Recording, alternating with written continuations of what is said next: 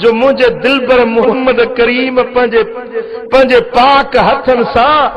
یا پنجے کاتبن کے ذریعے سندھ وارن دے مدینے وارے سائیں خط لکھے ہوا نچئی سبحان اللہ. مخدوم جعفر بوبکائی ان پنجے کتاب میں لکھے ہوا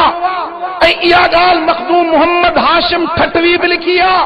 یا گال مخدوم پیر محمد رحمت اللہ علیہ پنجے بیاز میں بھی لکھیا. تو مدینے والے سائیں جڑے تبلیغی خط لکھیا ہرکل بادشاہ کے لکھو ایران دے کسرا کے لکھو نجش دے بادشاہ کے لکھو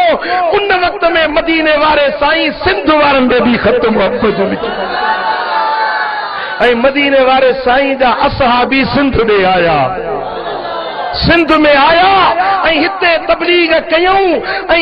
عہد رسالت مآب صلی اللہ علیہ وسلم میں وہ نبوت واری تھدڑی ہوا جکا حجاز میں جا گھلی انہیں جا خوشبودار جھونکا انہیں جی وہ لذیذ خوشبو وہ وردر سرحان ان عہد رسالت مآب صلی اللہ علیہ وسلم میں سندھ دھرتی دے پہنچی چکی ہوئی. اے بعض محققین جے بقول تو سندھ جا مانو حج جے لائے حضور جے دور میں مدینے پہنچا ہویا. ایکڑو سندھی کعبے جو طواف پیو کرے بہراری جو مانو مکے پاک میں پوتو پچھا پیو کرے تو جے نبوت جو اعلان کیا وہ سوڑو محمد کریم کتے جری مل پچھا کہیں تو مدینے والے سائیں انہیں نو وارد مانو ان سندھی ان سبا جے سندھی کے مدینے والے سائیں دستو اے حضور آقا دو جہاں ان سا سندھی میں گالایو فرمایو تا ادا ہوئے